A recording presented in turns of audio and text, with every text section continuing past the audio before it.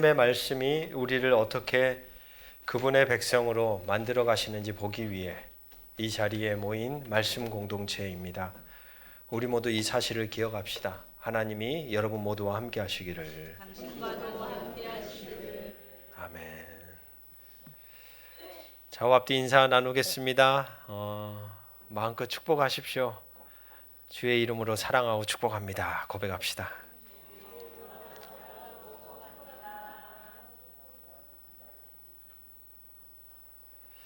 오늘 예배가 여러분에게는 어떤 느낌이신가요? 시간이 된다면 한 분 한 분의 소리를 들어보고 싶은 마음입니다. 어떤 기대를 가지고 오셨을까요? 그리고 어떤 마음이 여러분 안에 있을까요? 저는 설렙니다. 설레요.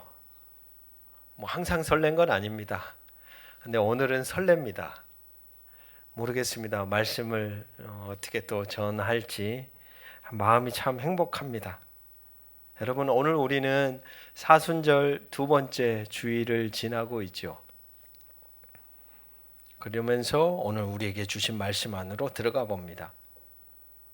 2000년 전입니다. 예루살렘 성전 문 밖에 퍽퍽하게 흙먼지가 이는 길가에 우리는 서 있습니다. 그러니까 말씀을 읽으면 2026년에 살고 있는 우리가 다시 예수님이 살던 그 2000년 전으로 쑥 들어가는 거예요. 우리 눈앞에 그 흙먼지가 있는 길바닥이 보이기 시작합니다. 그곳에 한 사람, 한 남자가 거적대기처럼 웅크리고 있습니다. 태어날 때부터 까만 어둠이 지배했던 한 사람입니다. 그 어둠이 세상의 전부였던 사람입니다. 단 한 번도 빛을 보지 못했던 사람입니다. 가만히 살펴보니까 바로 그 웅크리고 있는 그 사람 앞에는 모서리가 달아 빠진 빈 바구니 하나가 놓여져 있습니다. 사람들이 그 앞을 바쁘게 오고 가며 지나가기 시작합니다. 누구는 동전을 던지고 누구는 혀를 차며 발걸음을 재촉하죠. 그런데 예수님과 제자들이 그 앞을 지나가다가 걸음을 멈춥니다. 여기서부터 오늘 본문의 이야기가 시작되죠. 아마 이 사람은 생각하지 않았을까요? 뭔가를 주려는가 보다. 하지만 그의 귓가에 울린 것은 동전 소리가 아니었습니다. 바구니 바닥을 때리는 동전 소리가 아니라 마치 그 사람의 인생, 그의 깜깜한 어두운 날들, 그 존재가 그렇게 치열하게 살아왔던 그 어둠의 흔적들을 마치 해부하듯이 바라보는 날이 선 차가운 질문의 소리가 귓가에 탁 꽂히기 시작한 겁니다. 오늘 본문 2절입니다. 라삐여, 이 사람이 시각장애인으로 태어난 것이 누구의 죄로 인함이니까? 자기니까? 그의 부모니까? 여러분, 참 잔인한 질문이지 않습니까? 어떻게 이럴 수 있어요? 당사자가 바로 눈앞에 있는데, 듣고 있는데 제자들은 그를 고통받는 한 사람, 한 인격, 한 존재로 보지 않아요. 풀리지 않는 하나의 신학적 퍼즐을 해결하는 질문을 던지는 도구로 사용하고 있다는 거예요. 토론의 주제로 취급했다는 거예요. 신앙이란 사람이 사람을 대하는 방식이 변합니다. 하나님이 나를 어떻게 대하시는지를 알기 때문에 자연스럽게 그 하나님을 만난 이 사람 안에는 하나님이 나를 대하신 것처럼 내가 누군가를 대하는 방식도 반드시 변하게 되어 있어요. 그러나 오늘 본문을 보십시오. 한 존재의 소리를 듣지 못하는, 그 존재를 보지 못하는 사람들이 예수님 곁에, 제자들이 그렇게 서 있는 겁니다. 오늘 우리는 어떻습니까? 오늘 우리는 사실 하나님이 주신 말씀의 본심은 그렇지 않습니다. 구약 성경은요, 시각 장애인들을 저주하지 않아요. 오히려 레위기 19장의 말씀을 가만히 보면 시각 장애인 앞에 뭘 놓지 말라 그래요? 장애물을 놓지 말아라는 거예요. 걸어가는데, 시각 장애인이 걸어가는데 걸려 넘어질 것 같으면 옆에 있는 이스라엘 공동체 안에선 뭐라 그러냐? 아이고 잘 건너가나 보자 이러지 말고, 장애물이 보이면 곁에 있는 사람들이 장애물을 어떻게 해줘요? 치워주는 거예요. 얼마나 아름다운 세상이에요. 그들을 철저히 보호하십니다. 약한 자들을 철저히 보호하셔요. 하나님은 약한 이들의 편에 항상 서 계셨어요. 강자의 하나님이 아니에요. 출애굽기 4장에서는 인간의 장애가 누군가의 죄값이 아니라 측량할 수 없는 창조주 하나님의 섭리와 주권 아래에 있다는 것을 분명히 합니다. 그런데 왜 이스라엘 공동체는 이 자리에 이렇게 서 있는 것일까요? 세월이 흐르면서 타락한 종교성, 차가운 율법주의가 하나님의 따뜻한 본심을 왜곡해 버린 겁니다. 여기서 우리는 참으로 두렵고도 떨리는 현실을 마주합니다. 바로 하나님의 말씀을 어떻게 해석하느냐의 문제입니다. 우리 같이 한번 따라해 볼까요? 하나님의 말씀을 어떻게 해석하는가? 여러분, 이게 참 중요한, 어찌 보면 기독교 역사의 화두입니다. 어떻게 그 말씀을 해석하는가? 뭔 말이냐? 거룩한 책인 성경 자체가 문제가 있는 게 아니에요. 항상 시대마다 뭐가 문제였냐면 그 거룩한 텍스트를 누가 어떤 눈으로 바라보고 어떻게 해석하고 적용하느냐에 따라 전혀 다른 결과물들이 만들어졌다는 거예요. 하나님은 사랑하라고 말씀을 주셨는데 인간은 그 구절을 잘라내 정죄의 칼을 갈았습니다. 너가 아픈 것은 죄를 지었기 때문이야 라고 하면서, 그리스 신화 속에 한 악당이 등장합니다. 프로크루스테스라는 악당입니다. 이 악당은 어떠냐면 나그네들을 잡아서 철제 침대에 눕힙니다. 그래서 어떻게 하냐? 침대보다 짧으면 몸을 어떻게 해요? 느려서 맞춰요. 침대보다 길어요. 그러면 다리를 자르는 거예요. 사람을 침대의 규격에 맞추는 것이죠. 여러분, 오늘 본문에 등장하는 이 이스라엘 공동체의 모습과 참 비슷합니다. 유대인들의 율법주의가 바로 이 피칠갑된 침대와 같습니다. 앞을 보지 못하는 고통받는 이웃을 그 율법의 침대에 눕혀놓고 교리의 잣대를 대며 맞지 않다고, 누구의 죄냐고 난도질을 한 거예요. 참 슬픈 현실이죠.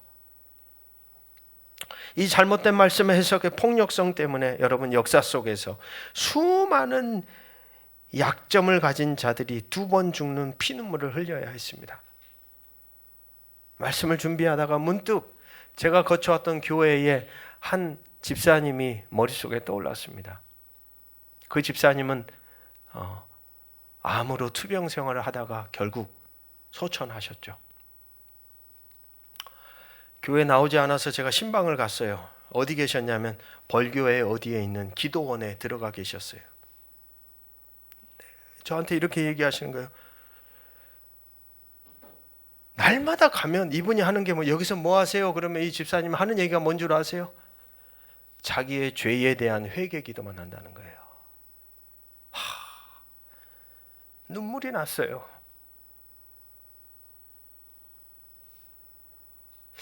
무슨 죄 때문에 암에 걸렸을까? 과연 이게 맞는 건가? 무슨 놈의 회개 기도만 한다고, 잘못해서 그런다고 죽어가는 그 자리에서도 신앙에 의해 2번 죽고 있는 거예요. 그 남겨진 삶을 더 다른 방향으로, 다른 모습으로 살아갈 수 있는 길이 분명히 있었을 텐데 거기서 그렇게 시달리면서 몸도 망가지고 마음도 망가지고 영혼도 망가지고 피폐해진 채 계속해서 그 자리에. 자, 그래서 그랬습니다. 집사님이 죄를 지어서 죄의 병이 생긴 게 아니에요.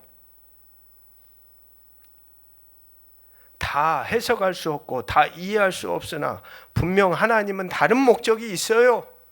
저도 그걸 모르겠습니다. 그러나 분명한 것은 당신이 죄를 저질러서 암이 걸린 것은 아닙니다.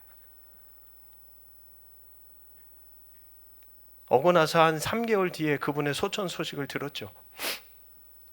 그런데 제가 그 기도원을 갔다 오고 나서 그분이 장문의 메시지를 저에게 보냈었어요.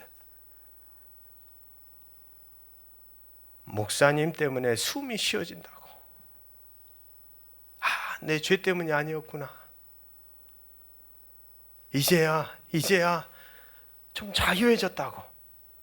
여러분 얼마나 슬펐는지 모릅니다. 오늘 본문의 제자들은 지금 이 타락하고 왜곡된 율법주의의 색안경을 끼고 묻고 있습니다. 이 잔인한 공식에 의하면 날 때부터 시각장애를 가진 이 남자는 태어나기도 전부터 죄 저주를 받은 죄인이거나 부모의 더러운 죄를 대신 뒤집어 쓴 불쌍한 희생양이어야만 했습니다. 첫 번째입니다. 우리는 이 지점에서 시선을 돌려 2000년 전 이 요한복음을 처음 돌려 읽었던 요한 신앙 공동체의 사람들을 먼저 떠올려 봅니다. 여러분, 성경이라는 건 항상 이 두 가지 시점이 존재합니다. 이 사건이 일어나는 그때가 있고요.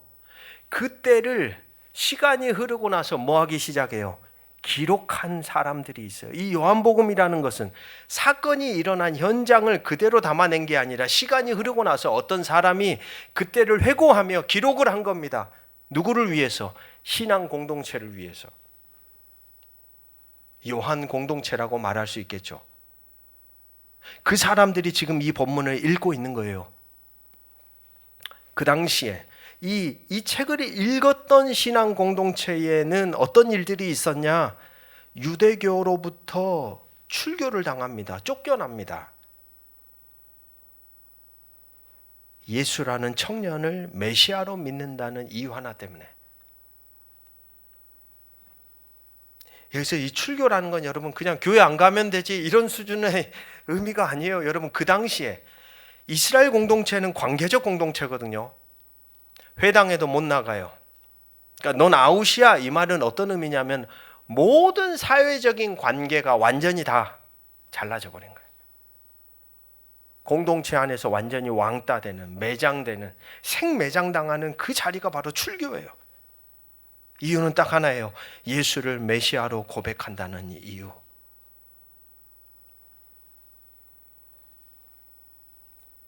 정통 유대인들은 쫓겨난 그리스도인들을 향해서 손가락질하며 물었을 것입니다. 너희가 지금 그렇게 비참하게 된 이유가 누구의 죄 때문이야?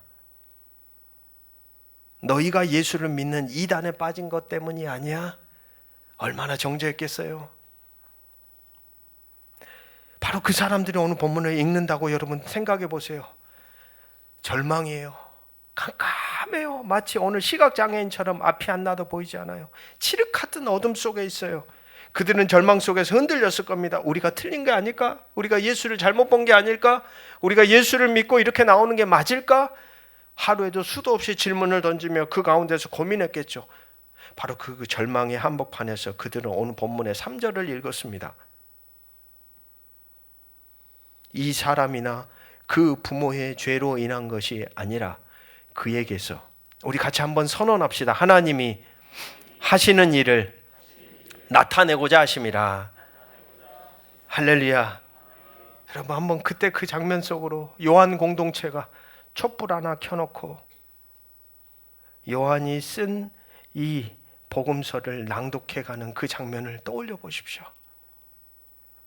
촛불 하나 켜진 그 어두운 지하 묘지에서 이 구절을 읽어 내려가던 초대교회 성도들의 떨리는 숨소리를 느껴보십시오.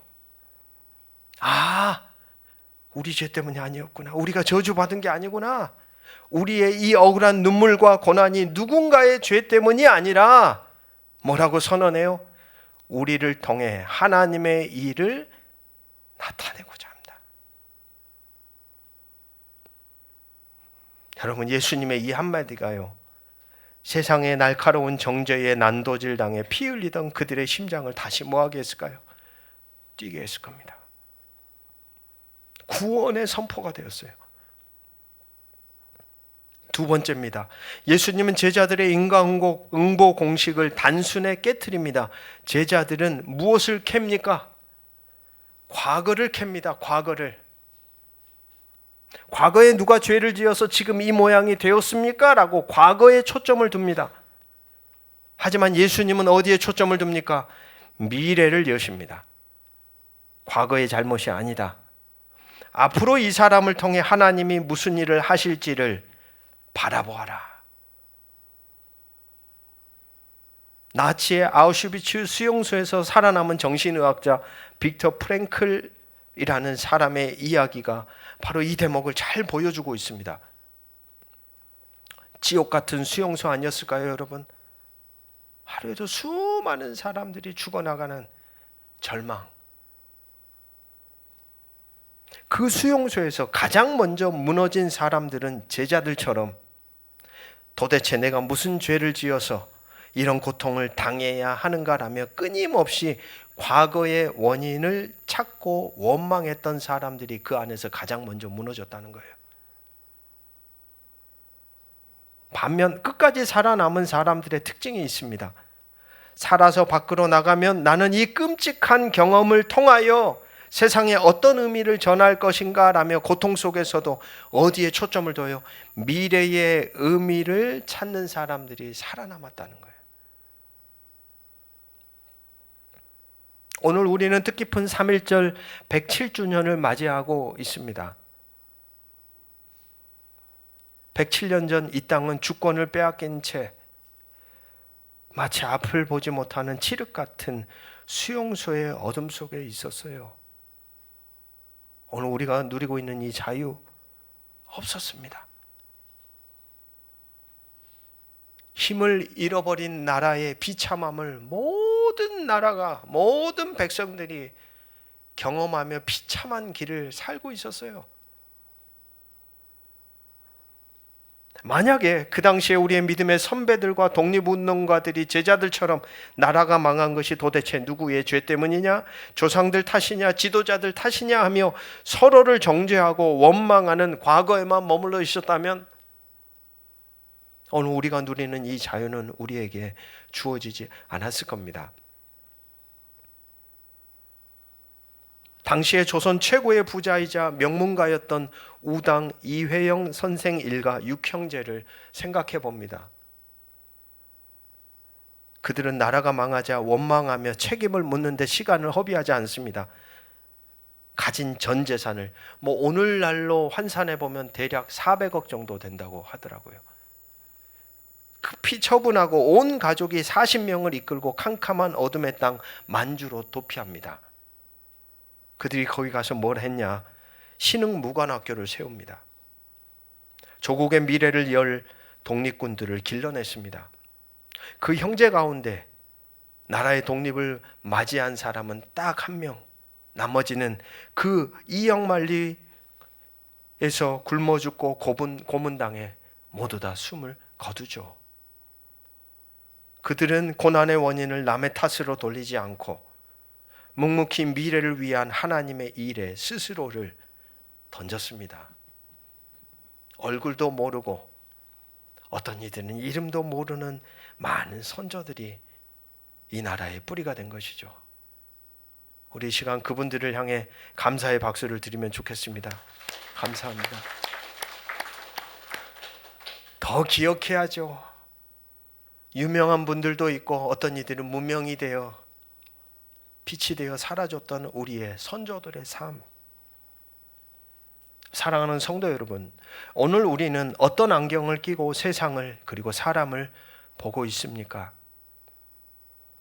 제자들처럼 원인 분석의 안경, 정죄의 안경을 끼고 있지는 않으신가요? 누군가 실패하고 병들었을 때 우리는 너무 쉽게 그 원인을 찾으려 듭니다. 너무 쉽게 말합니다. 그러니까 평소에 운동 좀 하지. 기도를 안 하니까 그런 일이 생겨. 한 존재를 우리가 감히 어떻게 우리는 그렇게 쉽게 말할 수 있을까요? 심지어 그렇게 바라보는 우리의 관점은 심지어 타인뿐만이 아니라 자기 자신을 향하여서도 그 잣대를 들이대며 끊임없이 우리의 과거를 파헤칩니다. 내가 그때 잘못해서 이런 일이 일어난 걸까? 스스로를 과거의 감옥에 가두고 하나님을 째째하게 복수하는 심판관으로 전락시켜 버립니다.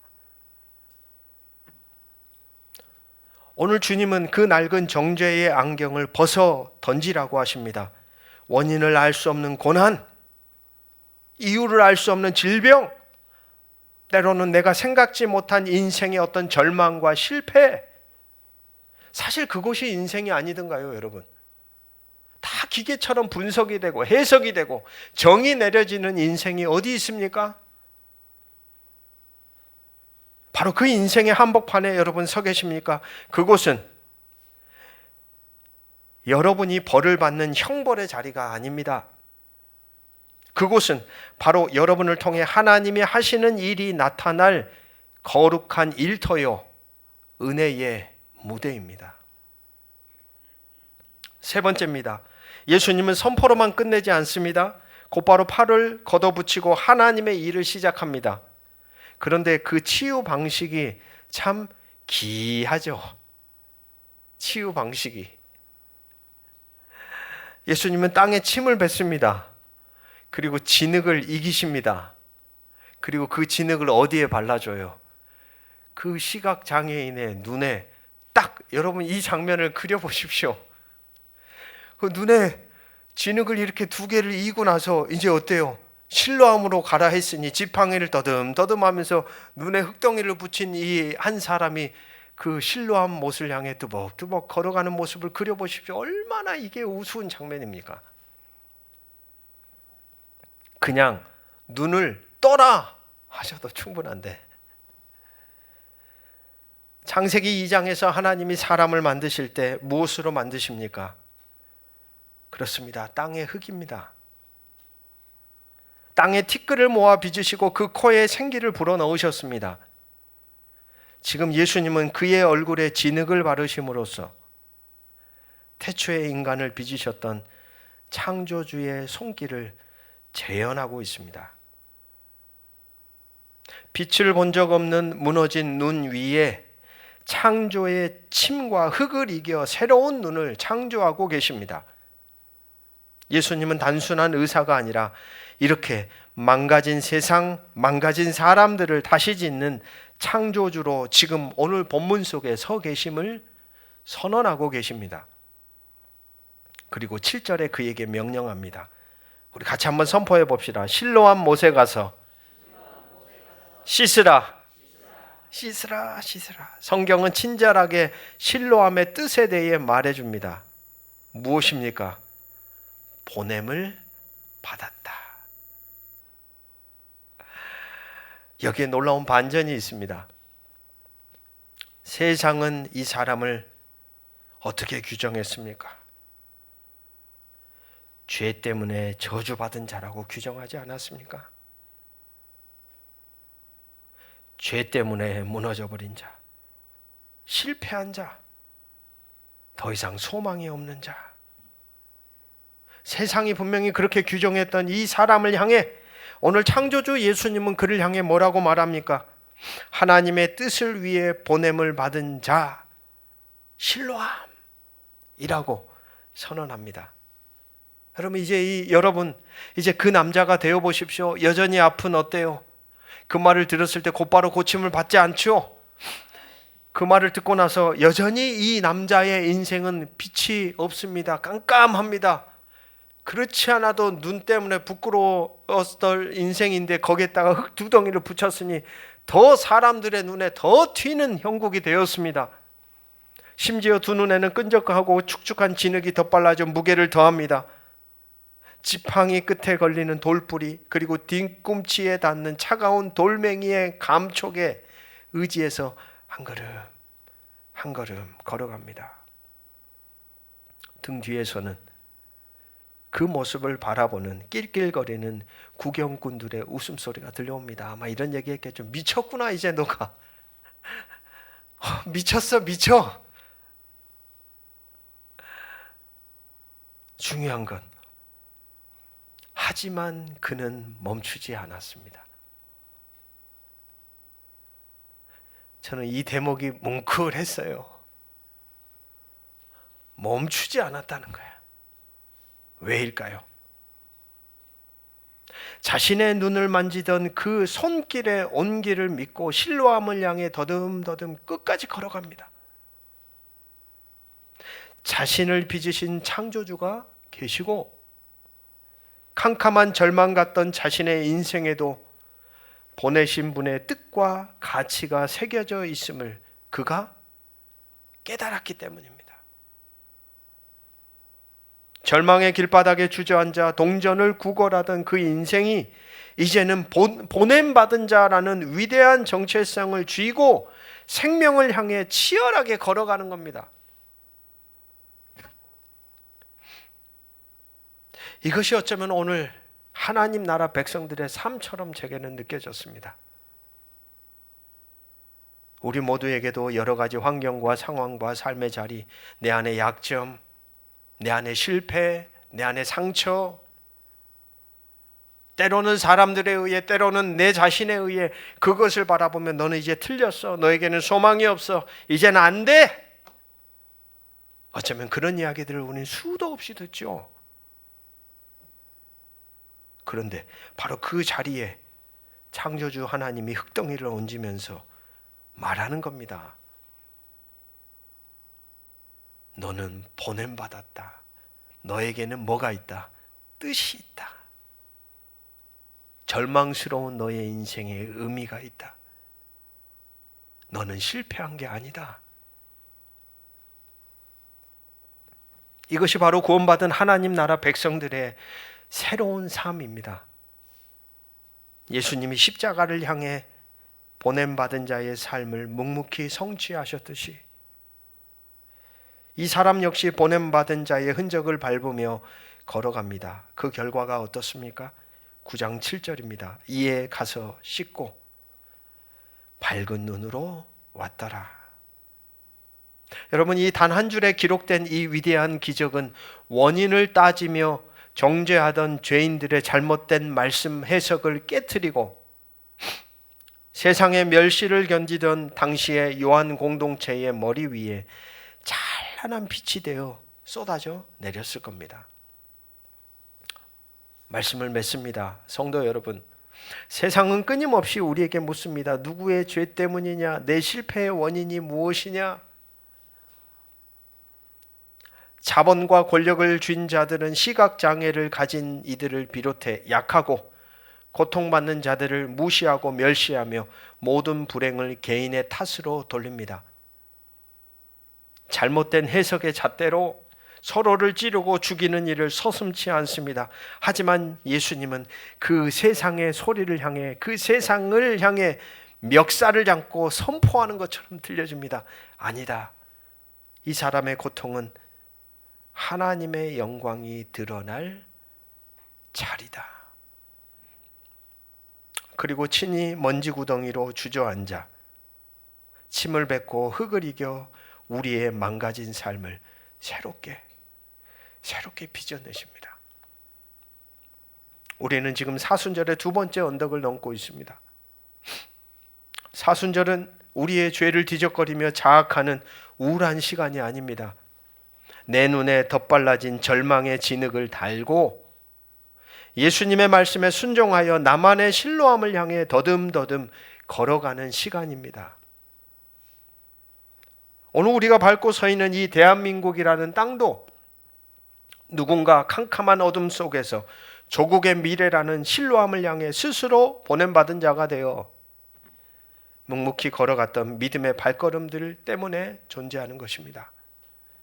이번 한 주 제자들처럼 남의 상처를 헤집고 원인을 따지려던 날카로운 혀를 다스리십시오. 하나님의 말씀을 무기 삼아 누군가를 정죄하려던 우리의 교만한 마음을 내려놓으십시오. 대신 흙먼지 날리는 절망의 한복판에 웅크려 앉아있는 나의 인생, 그리고 나의 가족, 나의 이웃, 내 곁에 있는 사람들을 향해 이렇게 선포하십시오. 이 아픔은 누군가의 탓이 아닙니다. 이 눈물은 끝이 아닙니다. 바로 이 자리가 하나님이 흙을 이겨 새로운 창조를 시작하실, 같이 한번 선포합시다. 생명의 일터입니다. 한 번 더 고백합시다. 생명의 일터입니다. 할렐루야. 이 믿음으로 묵묵히 실로암을 향해 걸음을 내디딜 때 과거에 묶여있던 우리의 삶은 비로소 미래를 향해 찬란한 눈을 뜨게 될 겁니다. 빛으로 오신 창조주 주님의 손길이 여러분의 고단한 일상과 이 민족의 앞날 위에 이 한 주간에도 충만히 덧입혀지기를 주님의 이름으로 축복합니다. 모든 지각에 뛰어난 하나님의 평강이 그리스도 예수 안에서 너희 마음과 생각을 지키시리라. 아멘. 고통의 현장에서 원인을 따지고 정죄하기 바빴던 우리의 잔인한 마음과 우리의 눈빛을 회개합니다. 누구의 죄 때문입니까? 묻는 차가운 세상 속에서 병들고 실패한 자들의 아픔을 개인의 탓으로 돌리며 안도했던 우리의 위선을 용서해 주십시오. 생명을 살리는 거룩한 말씀을 내 입맛대로 해석하여 타인에게 2번 죽는 고통을 주며 정죄의 무기로 삼았던 우리의 교만을 꺾어 주십시오. 3.1절을 맞아 과거를 탓하는 대신 자신의 존재를 기꺼이 내던져 이 땅에 자유와 평화의 선물을 안겨다 준 믿음의 선조들을 기억합니다. 수용소 같은 어둠 속에서도 영광스러운 미래의 의미를 찾아 묵묵히 걸어갔던 저들의 존재를 다하는 헌신 위에 세워진 이 대한민국이 하나님의 공의와 생명을 꽃피우는 땅이 되게 하옵소서.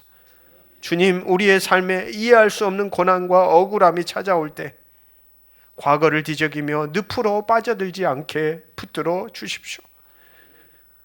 오히려 이 고통의 자리가 진흙을 이겨 우리의 망가진 삶을 새롭게 창조하시는 하나님의 일터임을 믿게 하여 주옵소서.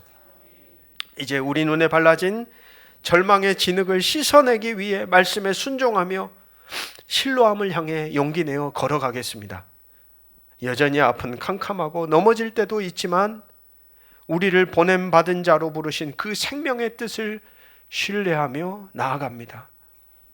비틀거리는 우리의 걸음을 붙드사 마침내 밝은 눈으로 돌아와 세상을 비추는 빛의 자녀로 우리 서남교회 공동체 모두가 이번 한 주도 살아가게 하시기를 주 예수 그리스도의 이름으로 간절히 기도합니다. 아멘.